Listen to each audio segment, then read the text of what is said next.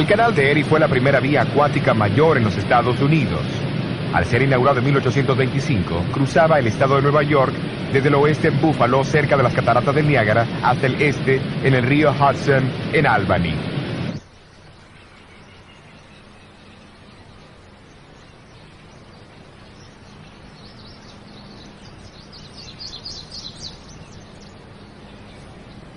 A una hora de viaje al este de Rochester se encuentra el pequeño pueblo de Puerto Gibson. Su localización cerca del canal lo hacía ser el punto principal para los envíos del área. También fue el hogar de un activo laico metodista, Hiram Edson, que en 1843 aceptó el mensaje del pronto regreso de Cristo enseñado por Guillermo Miller y sus asociados. Decenas de miles de otros en los Estados Unidos, seguidores de Miller de Puerto Gibson, esperaron fervorosamente por el día 22 de octubre de 1844, puesto que en ese día ellos creían que el Señor vendría para cumplir con la profecía de los 2300 años de Daniel 8:14. Al ver el brillo de la primera luz de la mañana del siguiente día sobre las aguas del canal, estos mismos creyentes fueron sobrecargados con chasco y desesperación. Y la sustancia de nuestra historia consiste en ver cómo ellos pudieron percibir, más allá de su propio error, la clara luz de Dios, guiando en tres distintas maneras.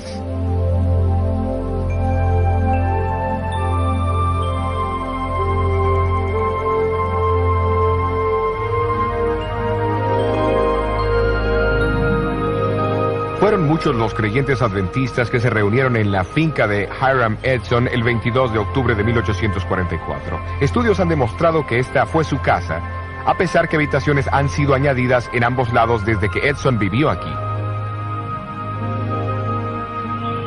En aquella fría mañana de octubre, el chasco de Edson y sus amigos llegó a ser real. Eso sale de su boca muy fácil, compañero. Discúlpeme, señor. No creo que usted tenga la menor idea de cuán devastados estamos. ¿Qué quiere decir? Quiero decir que hemos experimentado la peor clase de duda. Algunos de nosotros con más aflicción que otros. Nos preguntamos si las profecías de Daniel estaban equivocadas. Nos preguntamos si tal vez la Biblia era una mentira. Y algunos de nosotros hasta nos preguntamos si todavía existía un Dios en el cielo. Fuimos al granero allí atrás y oramos. Y después de reexaminar nuestra fe, decidimos que tendría que haber una respuesta a nuestro dilema. ¿Y cuál es? Bueno, después de desayunar, yo sugerí al joven Owen Crozier para que fuésemos a visitar a algunos de nuestros vecinos de aquí del área y ver si podíamos confortarlos un poco. No estoy seguro si fue por miedo a nuestros vecinos burlones, pero de todas formas salimos por el maizal. Todo este maíz. Estábamos tan seguros de la segunda venida de Cristo que dejé toda la cosecha parada en el campo. Tome una mazorca de la mejor de Nueva York. Gracias. De nada. ¿Sabe?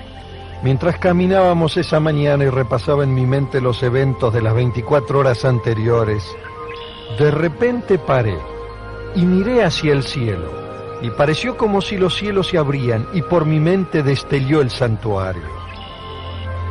¿Sabe? Nosotros los milleristas hemos predicado sobre el texto hasta 2300 días y el santuario será purificado. Y pensamos que ese santuario era la tierra. Bueno, más tarde reconocimos que la Biblia enseña que también hay un santuario en el cielo y que Cristo se mudó como el primer sacerdote en el día de la expiación, del lugar santo al lugar santísimo, el 22 de octubre de 1844. El Señor tenía un trabajo que llevar a cabo en el cielo antes de regresar a esta tierra. Ahí fue que el hermano Miller cometió su error. El Señor fue bueno. Él había oído nuestra oración. Bueno, hasta luego, compañero. Hasta luego.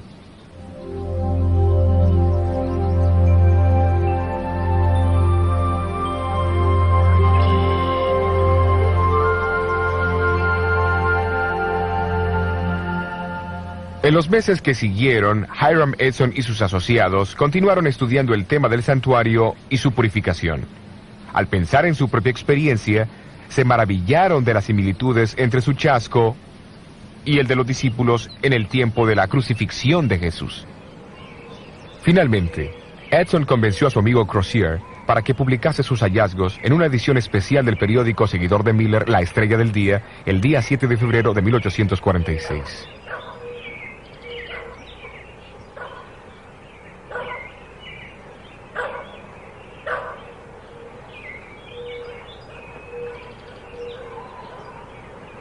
Pero mientras tanto, otro evento de gran significado ocurriría en Washington, Nueva Hampshire. 2 años antes, en 1844, una señora bautista del séptimo día había compartido su convicción, afirmando que debía observarse el séptimo día de la semana como el día de descanso.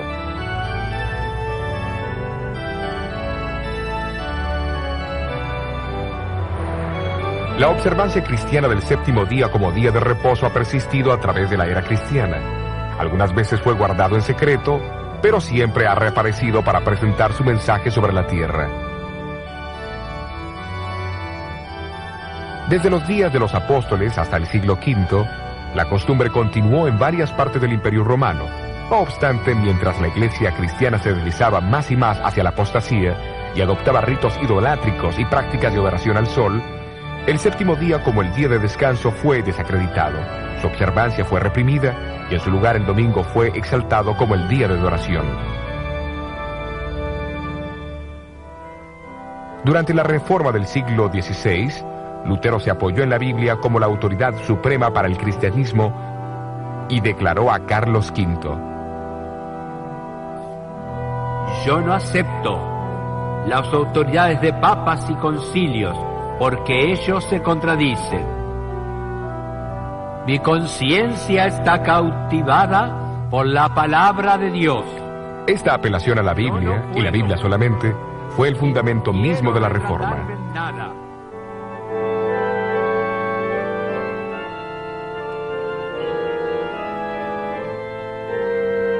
Mientras la Reforma continuaba, surgió un diálogo en la Iglesia con respecto al tema del domingo y el sábado. Los que guardaban el sábado afirmaban que no había ninguna prueba en la Biblia que apoyara la observancia del domingo. Como resultado, la observancia del séptimo día como el día de descanso se desparramó por Europa, incluyendo a Inglaterra.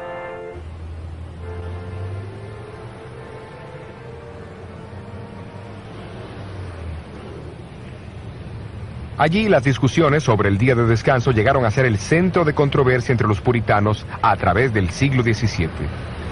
Se involucraron personas influyentes y entre los muchos que defendían la observancia del séptimo día había un abogado inglés, jefe de la mayoría en la Cámara de los Comunes.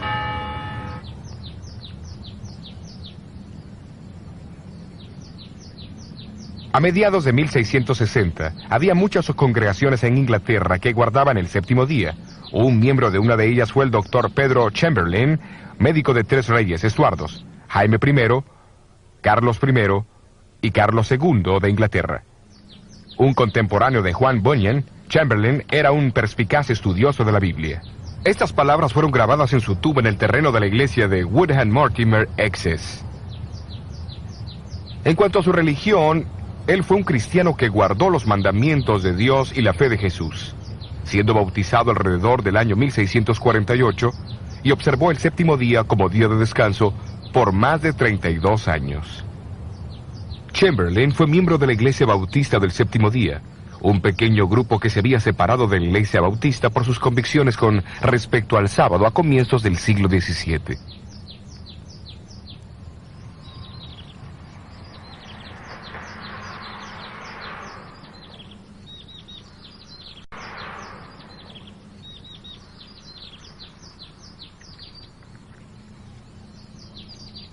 En 1664, Stephen Mumford, un bautista inglés del séptimo día, emigró hacia el Nuevo Mundo. En 1671 organizó la primera iglesia bautista del séptimo día en América, en Newport, Rhode Island.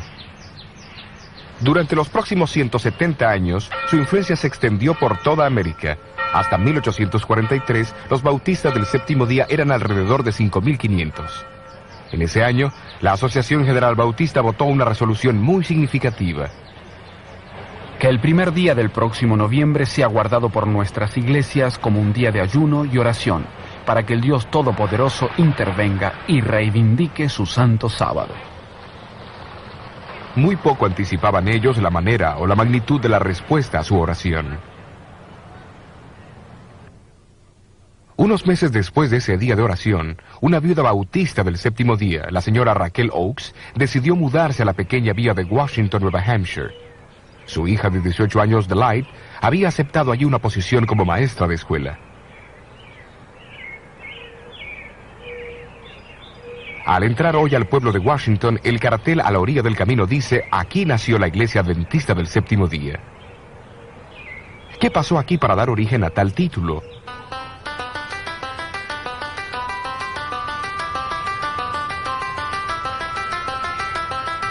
Esta sólida iglesia de madera se encuentra ahora lejos del centro del pueblo, pero antes se encontraba en el medio de una próspera comunidad agrícola.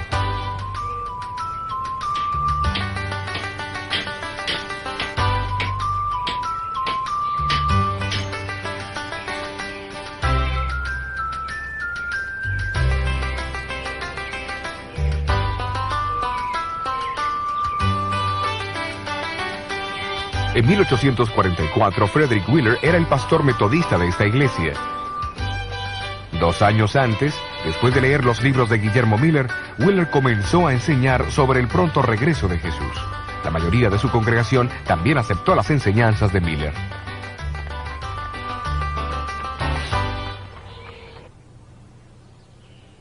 Un domingo por la mañana, Wheeler se encontraba detrás de este púlpito de la iglesia de Nueva Hampshire en el servicio de la Cena del Señor.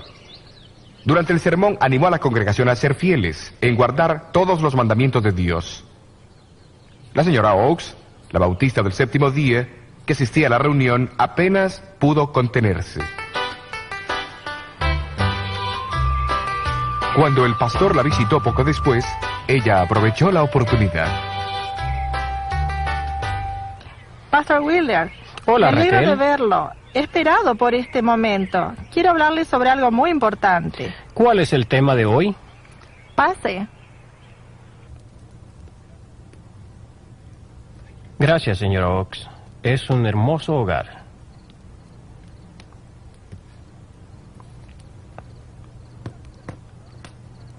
El culto del domingo, Reverend Wheeler, usted dijo que cualquiera que reconozca a Cristo debe obedecer todos los mandamientos de Dios. Estoy completamente de acuerdo con usted, hermana. Bien, quiero aclarar que en aquel momento estuve a punto de pararme para decir algo. Lo presentí. ¿Qué quería usted decir? Quería decir que hubiera sido mejor que usted cubriera nuevamente la mesa de la Santa Cena hasta que usted mismo comenzara a guardar los mandamientos de Dios, incluyendo el cuarto.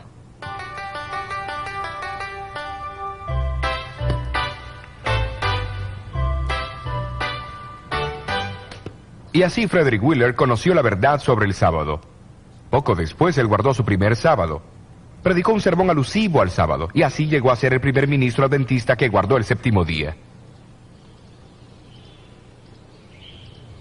No mucho tiempo después del gran chasco, Guillermo Farnsworth, que en ese entonces estaba llegando a los 40 años, se levantó de la banca de la familia Farnsworth durante el culto y también declaró su intención de guardar el sábado.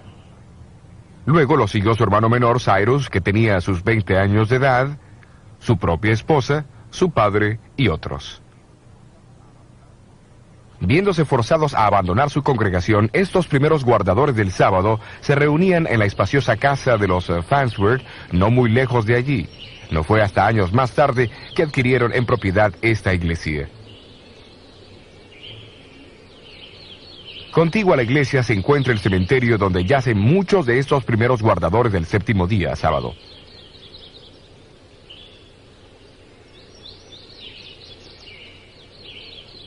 Esta lápida revela que Cyrus Farnsworth se casó más tarde con Raquel Delight Oakes, la maestra e hija de la señora Raquel Oakes. Poco tiempo después que Wheeler comenzó a guardar el sábado, un segundo ministro seguidor de Miller, Thomas Preble, se unió a él.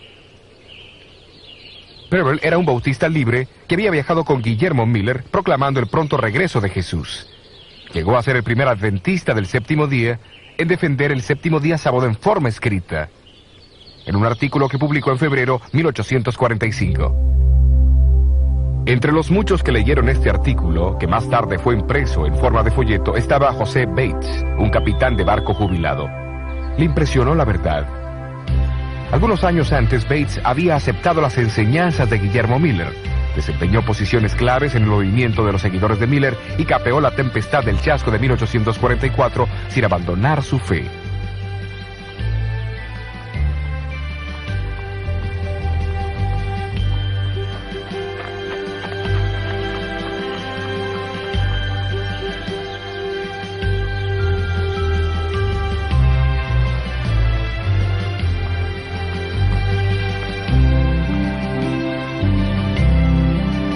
Al oír sobre el grupo que guardaba el sábado en Washington, viajó hacia allá, pero en el camino se encontró con Frederick Wheeler en su hacienda de Hillsborough.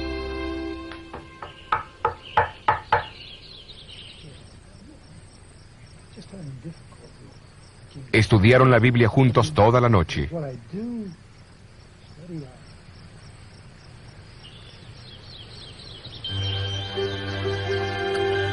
A la mañana siguiente, ambos siguieron hacia Washington a la casa de Cyrus Farnsworth.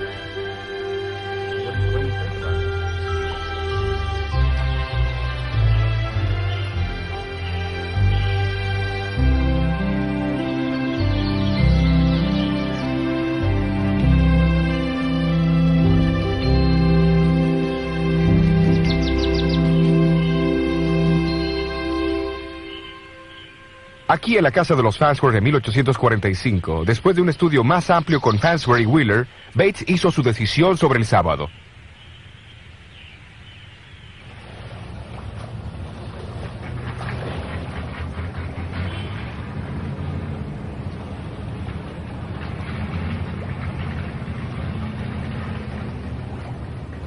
Al regresar Bates a su casa, estaba cruzando el puente entre Fairhaven y Nueva Bedford, Massachusetts. Hoy solo resta el acceso al puente. En el puente, Bates se encontró con un viejo amigo, Jaime Madison Monroe Hall, que le preguntó: ¿qué hay de nuevo, Capitán Bates? La nueva es que el séptimo día es el sábado del Señor nuestro Dios. Y Bates dedicó el resto de su vida a la proclamación de esta nueva. En agosto de 1846, Bates publicó su propio folleto, El séptimo día sábado, una señal perpetua. Su contenido demostraba una herencia espiritual recibida no solamente de los bautistas del séptimo día, sino también de los puritanos ingleses y de otros antes de ellos. Contenía también una idea importante que proclamaba el significado profético del desarrollo de la Iglesia Adventista del séptimo día.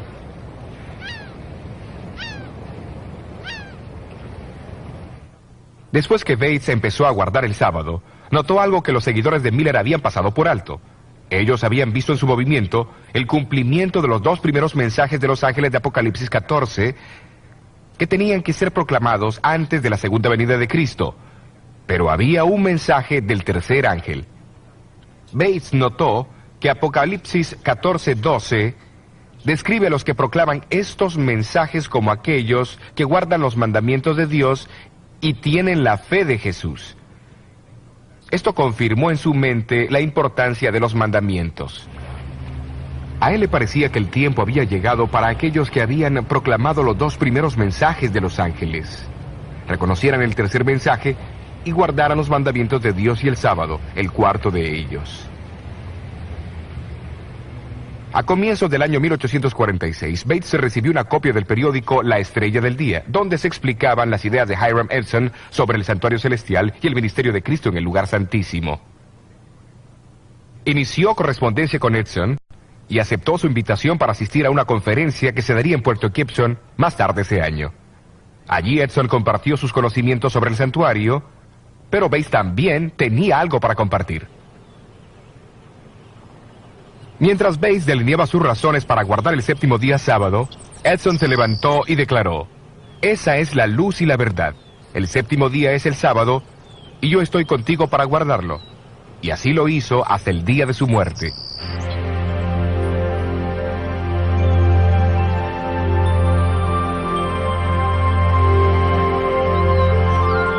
Pero la conversación que tuvo con los líderes de Puerto Gibson, Bates también comenzó a ver una conexión entre el sábado y el ministerio de Cristo en el lugar santísimo del santuario celestial.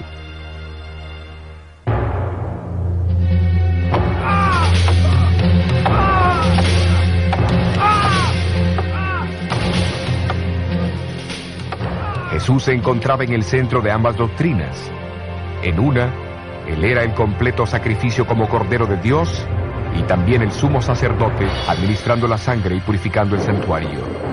En la otra, Él era el creador del mundo y el dador del verdadero descanso.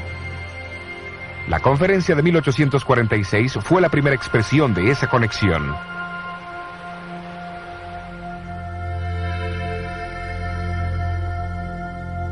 En esta conferencia, Bates escuchó con gran interés las ideas de Edson sobre el santuario celestial. Él sabía que la Biblia decía que el arca del pacto se encontraba en el segundo compartimiento del santuario y que adentro del arca estaban los 10 mandamientos.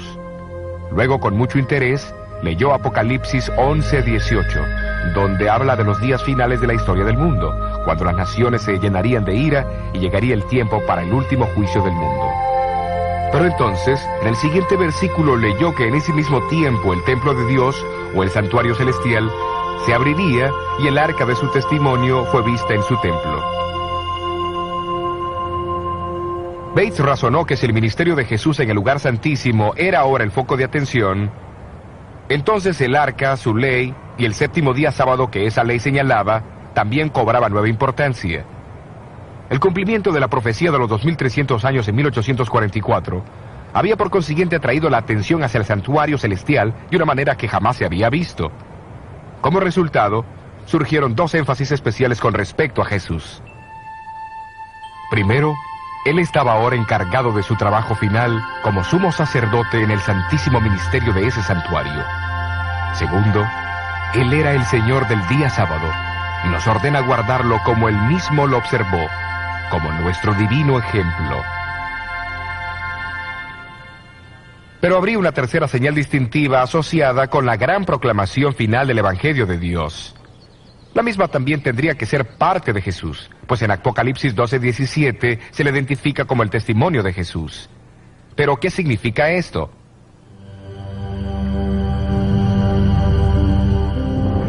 En Apocalipsis 12, Juan describe a la mujer vestida del sol como símbolo de la iglesia. La ve esperando el nacimiento de Jesús, después siendo perseguida y huyendo al desierto, donde Dios la protege por un período de 1260 años. Entonces el versículo 17 dice, el dragón fue airado contra la mujer y se fue a hacer guerra contra los otros de la simiente de ella, los cuales guardan los mandamientos de Dios y tienen el testimonio de Jesucristo. Una comparación entre Apocalipsis 19:10 y 22:8 revela que el testimonio de Jesús, identificado como el espíritu de profecía, opera a través de los profetas, aquellos individuos que Él escogió para que comunicasen su testimonio a su pueblo. El profeta Joel del Antiguo Testamento dice, y será que después de esto derramaré mi espíritu sobre toda carne, y profetizarán vuestros hijos y vuestras hijas, vuestros viejos soñarán sueños, y vuestros mancebos verán visiones. Y aún también sobre los siervos y sobre las siervas derramaré mi espíritu en aquellos días. El contexto de estos versículos señala hacia el cumplimiento final en los días anteriores a la llegada del gran y terrible día del Señor. El siglo XIX revela varios cumplimientos impresionantes de esta predicción.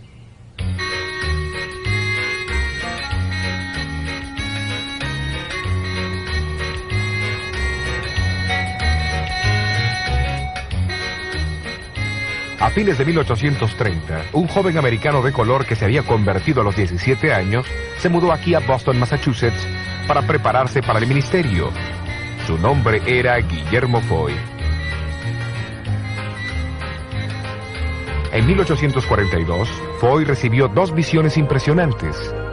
Más tarde publicó una descripción en un folleto titulado La experiencia cristiana de Guillermo E. Foy, junto con las 2 visiones que recibió en los meses de enero y febrero de 1842.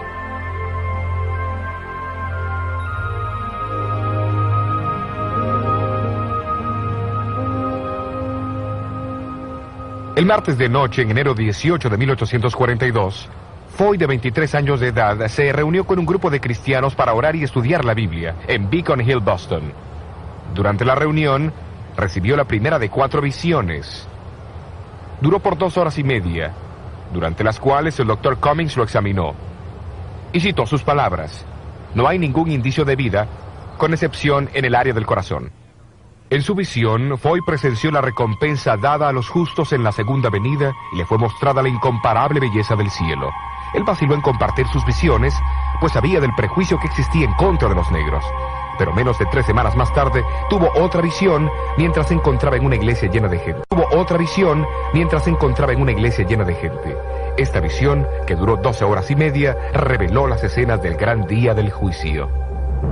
Es con una profunda tristeza que debo juzgar tu vida en este momento. Siendo niño, fuiste afortunado de tener padres que temían y amaban a Dios. Mientras las escenas pasaban por su mente, él vio que ni la profesión, ni la política, ni la posición pueden salvar.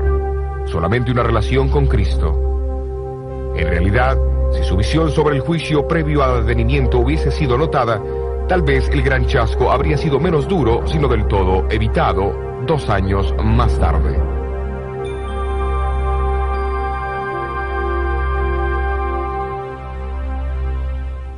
Foy fue encomendado a contar a otros lo que él había visto, y durante los meses que siguieron predicó intensamente, creando gran sensación donde quiera que fue. Vastas multitudes lo escucharon contar lo que él había visto sobre la patria celestial y la necesidad de prepararse. Parece que recibió 2 visiones más, incluyendo una que mostraba 3 peldaños hacia la ciudad santa, la cual no entendió.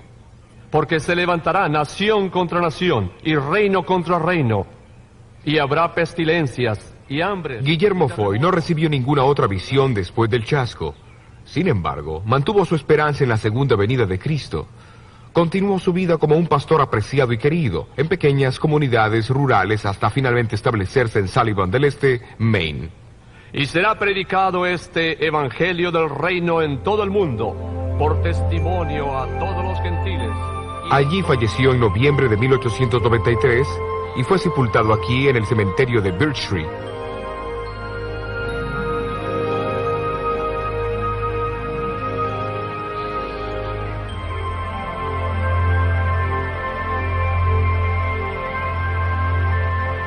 Poco después del gran chasco, Dios dio el don profético a otro, Hazen Foss, que vivía en Pollen, Maine. Tenía 25 años de edad, una buena educación y era un buen orador y creyente en el pronto regreso de Jesús. En su primera visión, vio el viaje del pueblo adventista hacia la ciudad de Dios. La misma corroboraba las visiones de Foy e incluía la visión de los 3 peldaños por los cuales el pueblo de Dios llegaría a la ciudad santa. Después del chasco, le fue dicho que compartiera lo que había visto, pero temiendo la oposición, Foss se negó. En una segunda visión, nuevamente le fue encomendado que compartiera lo que había visto, pero a pesar de eso se negó. Siguió una tercera visión en la cual le fue dicho que había sido puesto en libertad y que la carga caería sobre uno de los más débiles entre los débiles, que obedecería el mandato del Señor.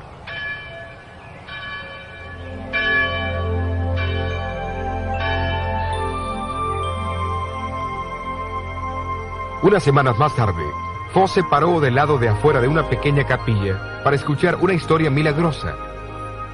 Le pidieron que entrara a la reunión, pero él se negó. El maná, las almendras, los higos, las granadas y las uvas y el otro fruto.